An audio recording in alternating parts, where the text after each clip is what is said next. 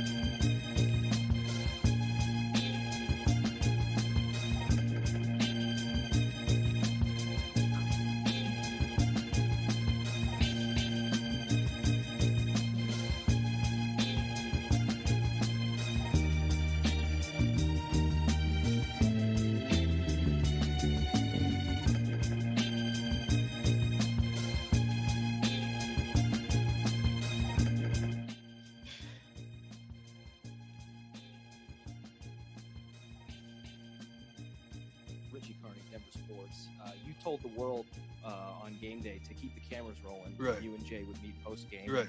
When Jay was asked about it earlier, he said about what maybe went on or what was said. He said you can ask Prime about that. So was there anything meaningful? No, post game? No. I know Shador kind of got in between it, but no, I don't. Man, I don't hold. You know, I could be petty if they petty, but I ain't got time for that, man. I'm on to bigger things. I'm happy for the brother. I really am, man. I'm happy that they fought, that they played a good game. I'm happy he's a head coach. I'm happy for any brother that's doing it and successful, man. I truly am. I don't know where all this stuff come from. I have to bond because it's my mama taught me that. You just ain't gonna type me and I'm gonna sit back and ain't gonna say nothing. But I'm happy for that dude, man. I don't know him, but I'm happy for him. I wish the best for him. I really do. I think my success ain't got nothing to do with his. So why would I want him to succeed? I don't know how people get down like that. My blessings ain't got nothing to do with his blessings. Oh boy, Coach Prime. It's the talk of all the sports right now. Colorado State, they rolled to 3-0. This double overtime victory, sunglasses and all. I see that Power 96 is no fan of prime time, but we will get to that as the morning rolls on. We also talk about the Rock and Roll Hall of Fame. The board has gotten rid of their co-founder, who's also the co-founder of Rolling Stone magazine, Jan Wenner, for racist and misogynist remarks. I mean, he disparaged Stevie Wonder, Marvin Gaye, Joni Mitchell, and other Black artists and other women artists, legends. Oh my gosh. And so he is no longer serving. And who cares about the Rock? That's the thing. I digress. I'll get into that at the Rock and Roll Hall of Fame. How about Miss Family Values, Miss MAGA? Lauren Boebert. She didn't just vape in the theater. She and her man were playing touchy-feely, and it's all caught on camera. Great example for an elected official who will vote to shut the government down in just 2 weeks. We'll talk about Lauren Boebert this morning as well.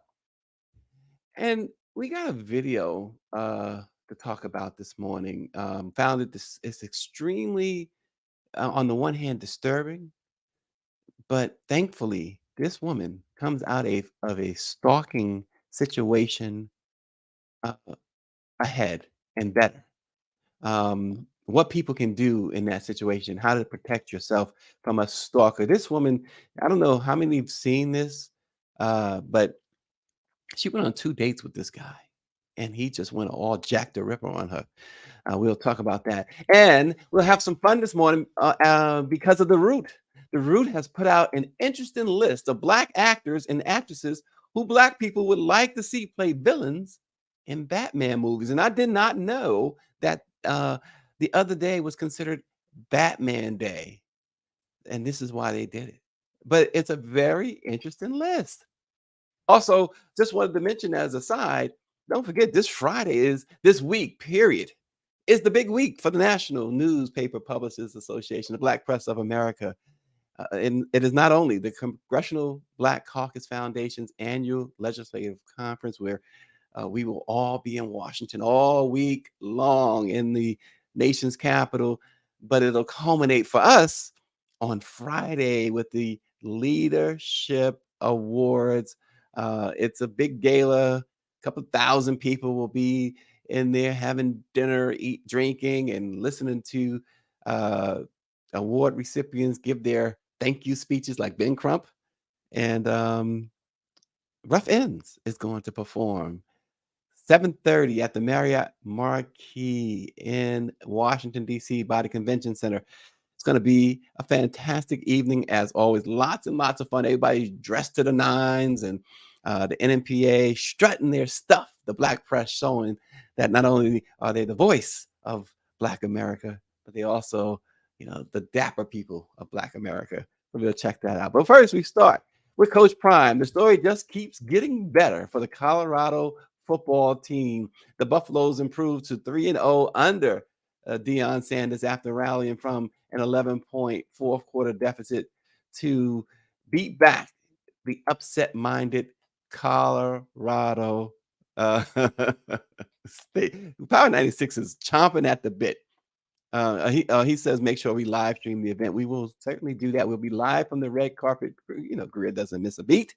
But nonetheless, they won 43-35 in double overtime, but it was a chippy game befitting a bitter intrastate rivalry, having taken on added intensity after the Rams coach, Jay Norvell. You heard Coach Prime talk about it as we came on air this morning. He took a verbal shot at Deion earlier in the week about his sunglasses. Indeed, tempers simmered in a pregame dust-up between the teams at midfield, and Buffalo's two-way star Travis Hunter was knocked out of the game after taking a brutal late hit, and that was such a cheap shot. It was totally uncalled for. Ultimately, Shadur Sanders engineered a 98-yard drive and subsequent two-point conversion to send the game into overtime. The younger Sanders then connected with tight end Michael Harrison on touchdown passes in both extra periods as the Buffaloes outlasted the underdog Rams. In the lead-up, though, to the game, Colorado State coach made some comments. He went after Deion. And when you do this, Coach Norvell and others, you got to back it up. He talked about his proclivity for wearing sunglasses and a hat at news conferences. The crowd at Folsom Field, Deion had Lil Wayne lead the team out, so it was on. he had Lil Wayne lead the team onto the field. The Rock was there on the sidelines with Deion. So was Offset. So was Kawhi Leonard. So was LeBron James. They were all there to support Deion. And look, Colorado State and Deion, we have not seen this type of, I guess, excitement, if you call it, around college football in a long, long time, particularly around a single team. and really around a coach. He's brought such a flair there. Now, I'm going to go back to Power 96 because we had this debate many times, and I've been on the same side as Power 96 on this, just to be totally transparent. But this leaving with the way he left Jackson State, a lot of people defended it. A lot of people was against it. They denounced it, I should say. He says, Power 96 says, if you watch the Deion Sanders interview, you must understand this is all about ego, pride, and economics. He evaded the question why he left JSU. He certainly did evade that question. He says Deion in one football season brought in $30 million in revenue to the city of Jackson, a predominantly black city. The power structure at the NCAA couldn't have that. And so Deion went along with that. And Power 96 mentions the great Eddie Robinson from Grambling, the greatest coach ever. Absolutely. Deion will never be on that level, he says. Eddie Robinson, that is, never left his HBCU. One thing Deion said that I thought was interesting too, he was asked about ever considering coaching in the NFL with his and I don't know why they call it such success. I mean, 3 games in, 3-0. I mean, it is successful so far. But anyway, he said he would never consider coaching in the NFL. That was interesting. Um, so we'll see. But folks have gone back on their word many a times, especially when the dollars start being waved in your face. But this was really interesting because the sunglasses, you had ESPN people wearing sunglasses, everybody wearing the sun. In fact, Deion actually, he's the proprietor of those sunglasses. He estimated that because of the controversy he's made, he had $1.2 million in sales of his sunglasses. So, and of course, he outfitted the entire team with the sunglasses as well. He didn't give him the hat, though. That guy, if you're arrogant like Deion, you got to be able to back it up. You have to be able to back it up. And so far, I mean, look, he struggled. This was a game. Let's be real, folks. This was a game that they were 18-point favorites, and it took 2 overtimes to win. And in fact, they came into the game. Deion's Colorado State team came in ranked number 18. Despite winning, they dropped a spot in the AP national poll to 19. That's because these type of teams, Deion's team was supposed to steamroll Colorado. It was supposed to be easy. It should have been 40-0 or something like that, according to those who watch and make these rankings. Quinn is chiming in. He says, Coach Prime is his own person. What he did is put his kids in a good place to get ready for the NFL. That's a way, and with his son there and the sun shining. I like that sun shining. His son starring over there. That's a good point. One that I know in debates that we've had on this program, that part, Quinn, has not come up. It's a good point because as parents, we tend to do what's best for our kids, even if it's not what's best for us. And to put his son in a place to exceed and go on to, because look, Deion has had his career. He's had his NFL career. He's had his Major League Baseball career, and now he's have his coaching career. He's had it, and so why not give your son that shot? And so Power 96 counters. He says JSU has 4 NFL Hall of Famers. Colorado has 1. See, you can always argue. And he says, when those losses start coming in, we shall see. I leave, these loudmouths like Stephen A. Smith to argue. I got to talk to Barrington about Stephen A. Smith one day. It's Deion made some comments about about Coach Norvell, about he's happy about the brother, his success, and he want all brothers to succeed. Obviously, he's talking about black people, and And so with that as a backdrop, it's good that Stephen A. Smith has been able to write. Stephen A. Smith, he's a HBCU guy. He started in Philadelphia as, a sports writer. Um, it's great that he has had the type of success that he's been able to achieve. What is hard to swallow, and I think that's where the situation with Deion comes in, is the arrogance. Um, he's from Queens. Stephen A. Smith, that's right. I said Philadelphia. He wrote in Philadelphia, but yeah, he's from Queens. He's not a king from Queens, though. I'm telling you right now. Um, but it's hard when and I was looking at his beef, Stephen A. Smith's beef with Terrell Owens. This idea, I'm 30 years into this gig as a journalist, and and people they get old school, but this idea of the journalist becoming the story, going after Terrell Owens. Now, I don't have all the facts of what sparked this and that, and I don't care to know it all. But what I do know is this: you are a journalist. Stay in your lane. Report on the man. There's nothing to report on. He's retired. Terrell Owens is he's long to be tired. Move on. And making yourself the story, the center of it. He does that at basketball games, football. It doesn't matter. He's got to be the story. And ESPN, they don't want to they don't want to get in any hot water because he is their high level Negro. But come on, tell the story. Tell the story. Report. We don't need Stephen A. Smith to be the front page news, but he does. Somebody said it earlier. The ego part. That guy got a massive ego, and maybe that is his what's made him successful. His ego, maybe. I'm like, great, great, great. I'm glad. I'm so happy for the man. I don't know him, don't need to know him, but I'm so happy that he's been able to come up like that in this field and make the millions of dollars that he makes doing what he does.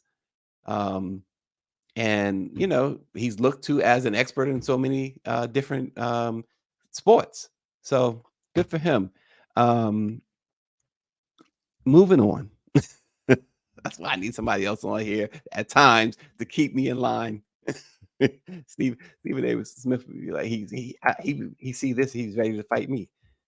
Right. So anyway, Jan Wenner, the founder of Rolling Stone magazine, is facing criticism for saying that Black and female musicians were not articulate enough to be included in his new book, which features 7 interviews with white male rock and roll icons. The uproar over Wenner's comments prompted an apology from the storied music journalist, and he was also booted from the board of directors of the Rock and Roll Hall of Fame Foundation, which he founded or co-founded. He says, in my interview with the New York Times, I made comments that diminished the contributions, genius, and impact of Black and women artists, I should say. And I apologize wholeheartedly for those remarks. The tumult began on Friday when the Times published its interview with Wenner, who was promoting his upcoming book, The Masters. The 368-page volume has interviews with people like Bob Dylan, John Lennon, Bruce Springsteen, and others. Notably, all 7 interviews, all 7 subjects, of course, are white men. And when the journalist asked Wenner why no similarly famous female or Black rock stars such as Janis Joplin or Stevie Wonder made the cut, Wenner said the men he interviewed were, quote, kind of philosophers of rock, and that no female musicians were, quote, as articulate enough on this intellectual level. He says, it's not that they are inarticulate, although go have a deep conversation with Grace Slick or Janis Joplin. Please be my guest. He goes on to say, Joni Mitchell was not a philosopher of rock and roll. She didn't, in my mind, meet that test, not by her work and not by other interviews she did. He similarly dismissed Black artists, saying he got a sense of how they would speak by listening to their music and reading interviews with them. He goes, and this is a quote, of black artists, Stevie Wonder, genius, right? I suppose when you use a word as broad as masters, the fault is using that word. Maybe Marvin Gaye or Curtis Mayfield. I mean, they just didn't articulate at that level. He defended the selection of those he did include in the masters as intuitive and musicians that he was, quote, interested in, and suggested he should have included female and black artists to, quote, appease the critics.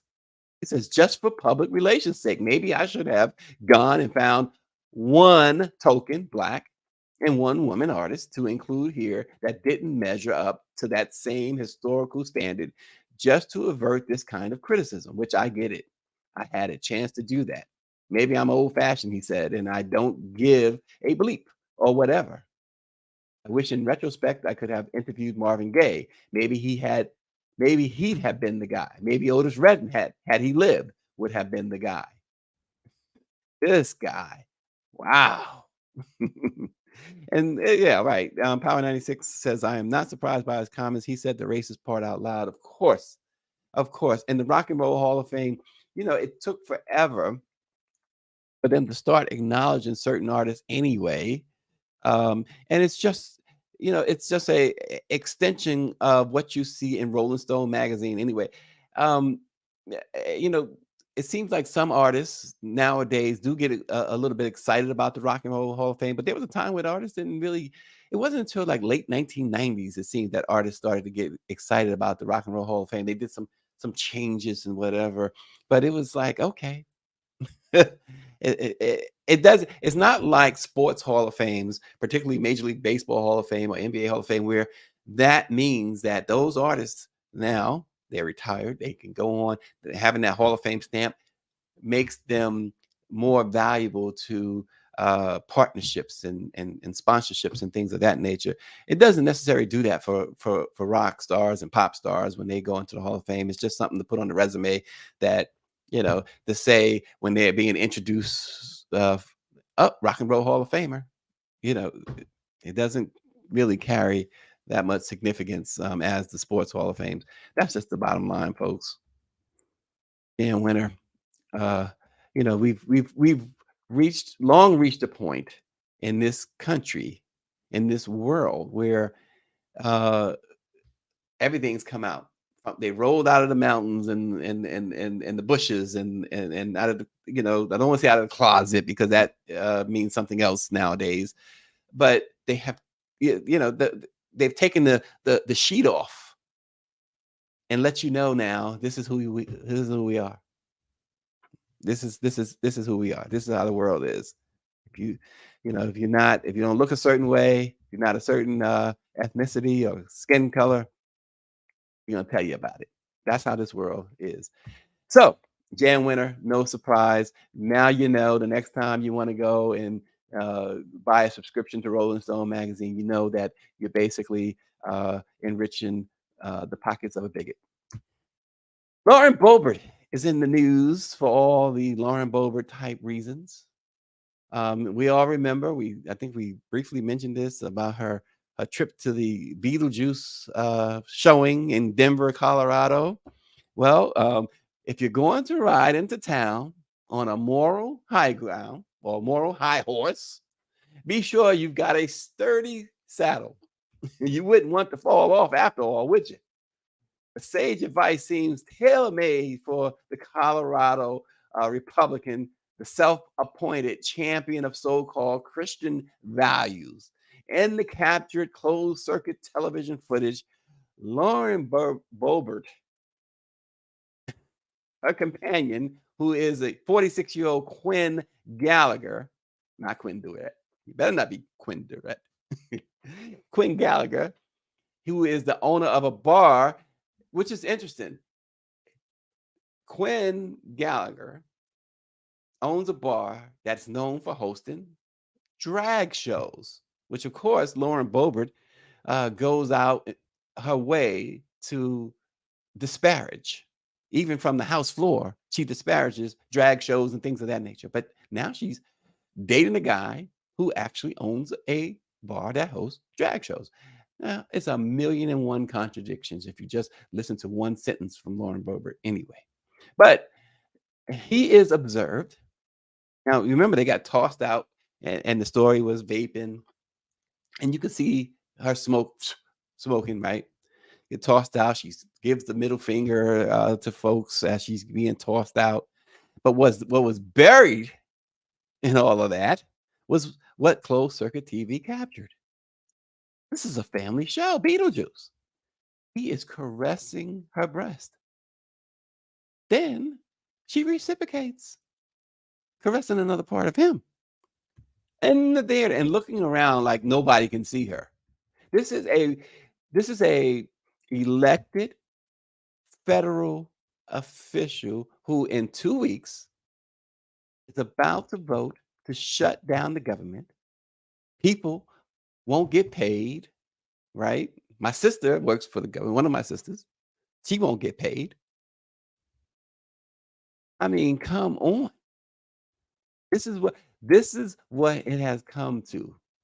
This is what it has come to. He lectures about people being threats to children or whatever. So what are you doing in the public theater? And this is for the first time, at least one of the only times I see other Republicans expressing their disdain with what has happened there in Colorado. Um, Here's one that's a quote says she lectures everyone about the LGBT community being a threat to children while getting caught performing a lewd sex act in a public theater where children possibly were. That was Meghan McCain. She says this is family values. This is why people think the GOP are all hypocrites. And even Ann Coulter posted on X, which is formerly known as Twitter. She called Lauren Boebert a totally embarrassing bimbo. She says, "Can't Colorado find some Republican not trashy and stupid to represent them?" This is Ann Coulter's words. In the third congressional district, the gloves came off. Conservative talk show host Eric Erickson says, "Excuse it all you want. She behaved badly, denied it till exposure, and there's no excuse except tribally." Former Virginia Rep Denver Riggleman wrote that Lauren Boebert seems a bit confused about uh, Freedom Caucus members telling her to reach across the aisle. Oh my gosh. But this is folks, this is where our modern day politics, our modern day politicians, this is what it's all about now. Wake up, smell the coffee that's cooking.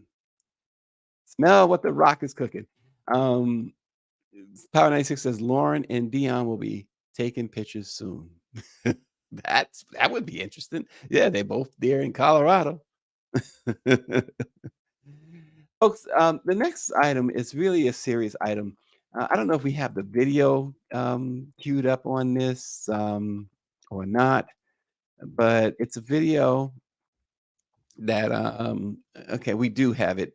Um, why? You know what? When Muhammad Ali was in his prime, when Mike Tyson was in his prime, when Ray Leonard was in his prime, nobody doubted that they would come through, that they would deliver a knockout. So let that be a lesson to me and everybody else when it comes to Greer. Never doubt. Check this video out.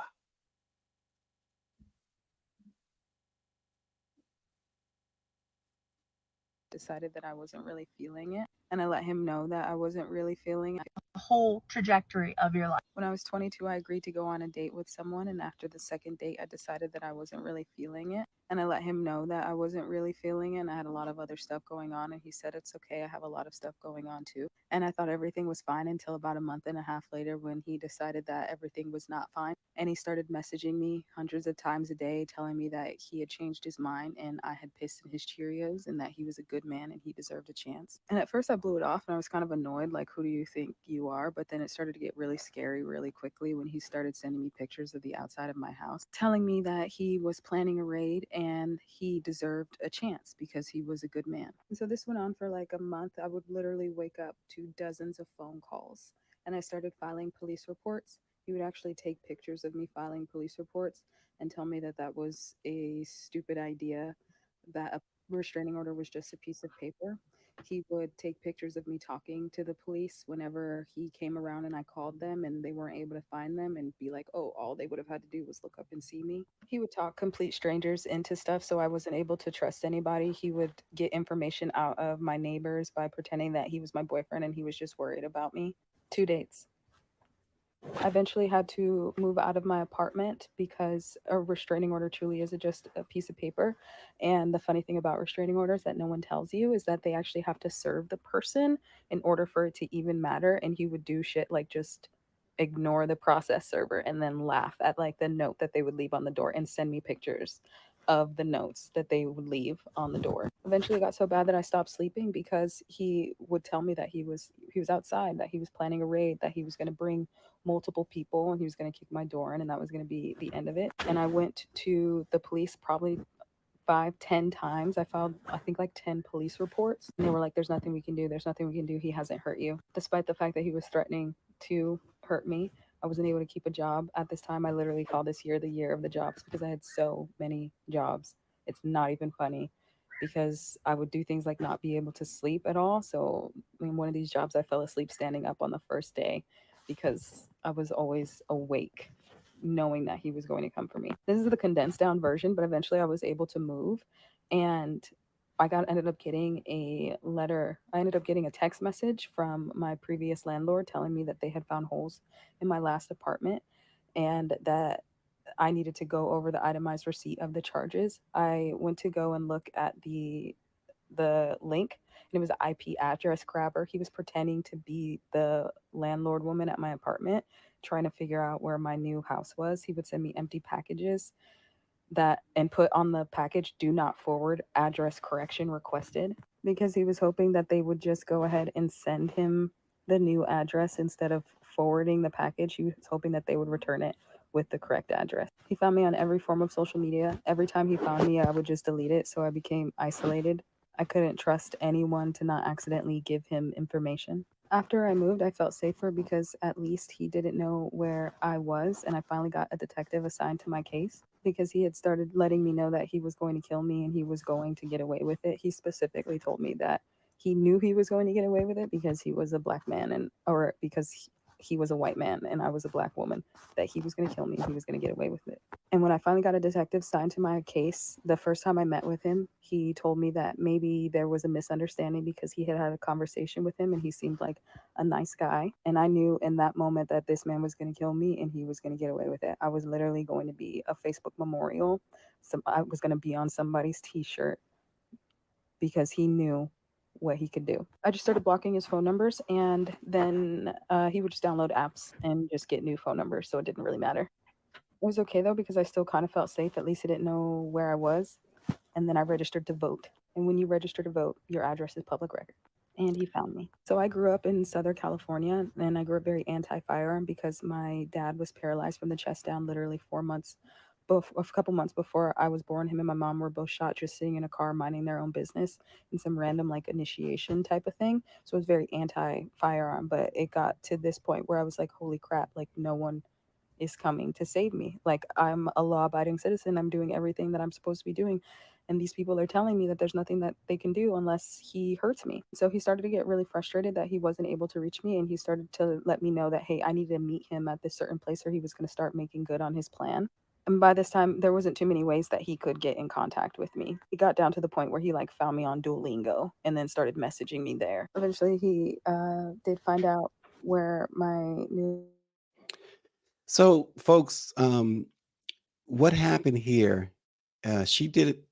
She did all the right things. She contacted law enforcement several times, and some of the key takeaways is they kept telling her that she, as long as he hasn't hurt you, there's nothing we can do.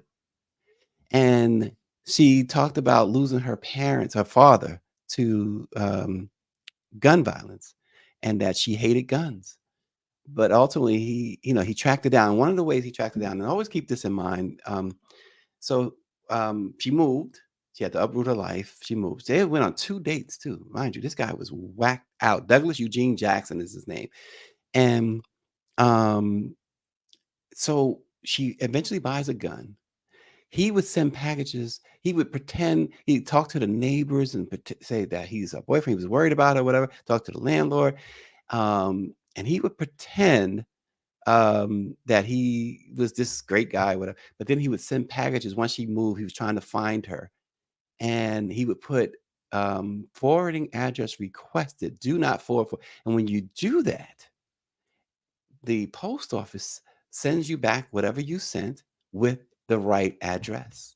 So he was able to locate her in Arizona. And so he went there and she again alerted police. So finally she got a firearm. She said she would sleep against her door with the chair locked against the door. She said she knew he was coming. She knew eventually he was going to come, and she wanted at least time to be able to fend him off. Well, that time came. He burst through her door as she had her nightmare, and she shot him, and he fled.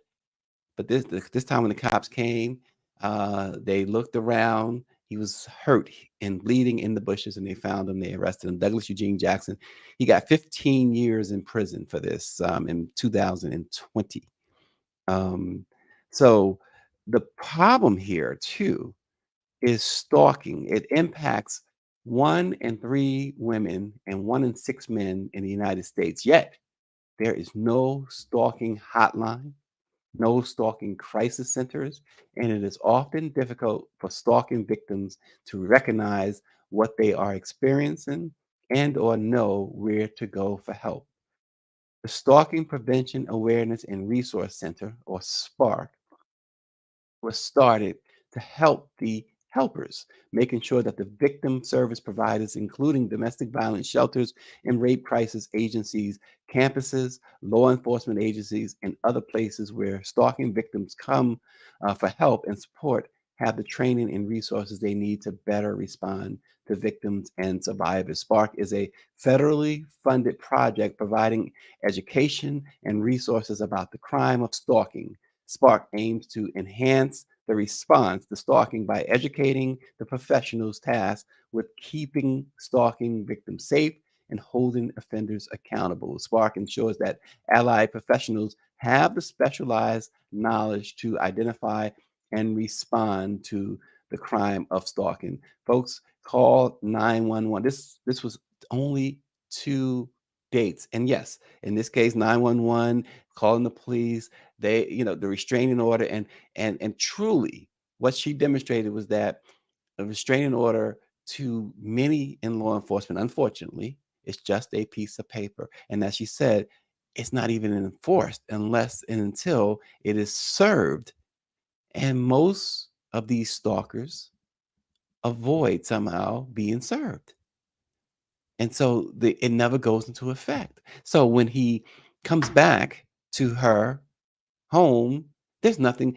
The cops will just call it a nuisance, and it's nothing that they do or can do. And so this is what happens. So she did everything she possibly could. There are no resources, and perhaps her speaking up. This video just surfacing. This happened a couple of years ago, but the video is just surfacing, like so many other things that just surface. But you can call 911. Don't be afraid to call 911. As she says, even though she eventually got a gun, that gun actually drove her crazy. She's not a gun person. She wanted the folks as she said in the video, she don't want right wing folks to think that she's a gun advocate now. In fact, she hates guns and she doesn't want anything to do with it. She just felt it was either him or her. But check out www.stalkingawareness.org, www.stalkingawareness.org for information on resources. What a sad thing. And the other thing, you caught what she said, right?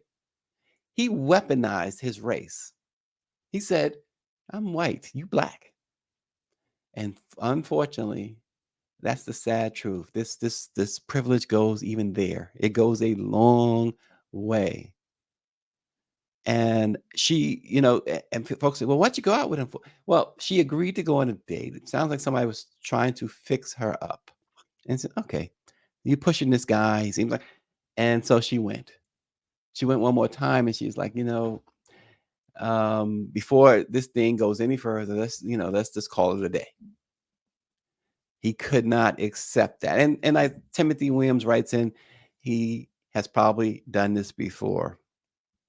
And my little sis says, wow, what a crazy and scary story, shaking my head. Yeah. I mean, I usually don't listen to videos that are so long like that. But this one caught my attention. It caught a lot of people's attention. It's like a couple of million views. It caught a lot of people's attention, as well as should. But the only resource, tangible resource that I could find was this stalkingawareness.org.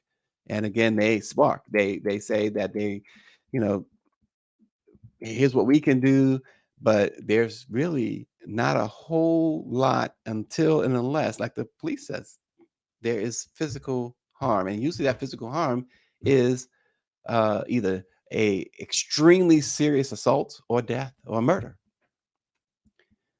But they have a lot of different awareness techniques and other things. I mean, she did everything. Her life uprooted even until this day, and you could tell her life is not the same. She shot a man. It was self-defense, but why did it have to come to that, folks? Whether guys, women, females, uh, LGBT, no matter who you are, if somebody doesn't want to date you, there are other people out there. I know you've heard that saying, there's other fish in the sea or whatever. There's other people out there that will date you. It's not hard to get a date today. It's not hard at all. I know it's about finding that someone special. And that whole idea that they only come around once, it's a lie.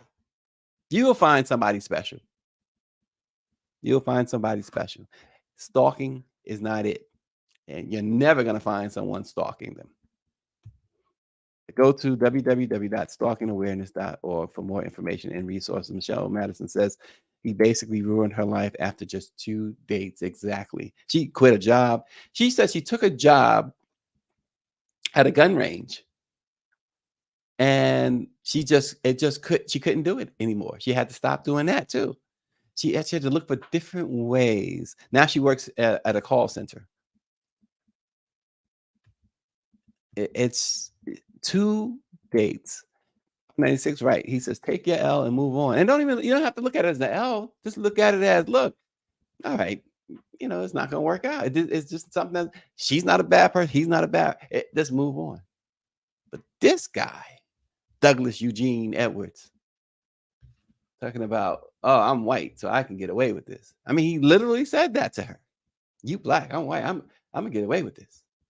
Well, talk to everybody in 15 years, dude, because that's what he wound up getting, and a bullet to the belly.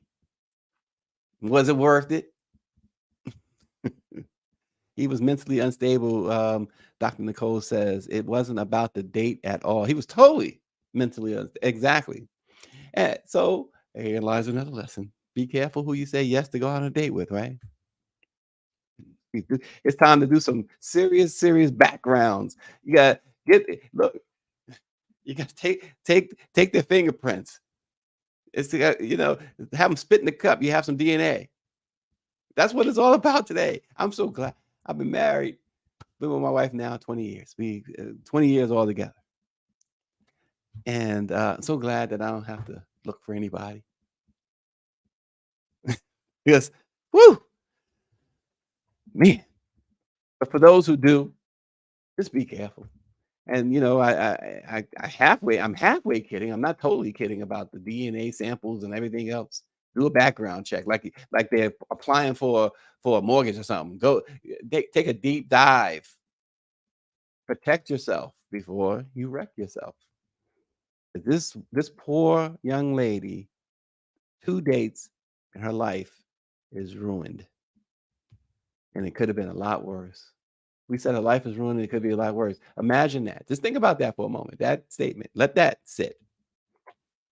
Wow. So we're not going to end like that. It's just that's too much of a down note to end on. We're going to talk about Batman. Now, my favorite Batman, for various reasons, was with it was the first big motion picture, which was with Jack Nicholson as the Joker. That dude was off the chain. Not to mention, of course, you know who did the soundtrack, the one and only, the greatest of all time, the GOAT, Prince, did the soundtrack. But I mean, he was just fabulous. It was just fabulous, and of course, you had Heath Ledger and all of them, and they were phenomenal. But the Root has put together a list of black actors that they want to see as Batman's famous villains, and they include Regina Hall, Tyler. I'm sorry, yeah, Tyler James Williams and others. The outlet notes that Batman has an extensive roster of fascinating villains. Yes, many of them are just bad people motivated by money, revenge, or pure insanity. However, a few have personal, more complex reasons for doing what they do. In the live action film adaptations Hollywood has given us, we've seen him fight the Joker quite a few times. So it's time to move on and highlight some other members of Batman's gallery. Here are some right now that the Root gave us. Brian Tyree Henry, they said should play Two-Face. Michael B. Jordan should play Clayface. John David Washington would be a great Deadshot. Tyler James Williams, as we mentioned, they believe should play the Riddler. And Lupita Nyong'o should play Catwoman. And Kiki, do you love me, Kiki Palmer? Kiki Palmer should play Poison Ivy, according to the Root. And Regina Hall would be a great Mad Hatter. Boy, oh boy, black folks never miss. We never miss. I would actually like to see Regina Hall play the Mad Hatter. I would see that. More than even Kiki playing Poison Ivy and Lupita playing Catwoman. I think Regina would be a really good Mad Hatter. I think they hit the nail on the head with that one. That would be interesting. Michael B. Jordan, Clayface. I don't really know the character Clayface too well. And I don't really know the character Deadshot too well, to be honest with you. Tyler James Williams, Tyler James Williams, he's from Abbott Elementary. Everybody loves Chris. Yeah, I could see him as the Riddler. Yeah, Timothy Williams says that she says that Regina would nail Mad Hatter. Absolutely.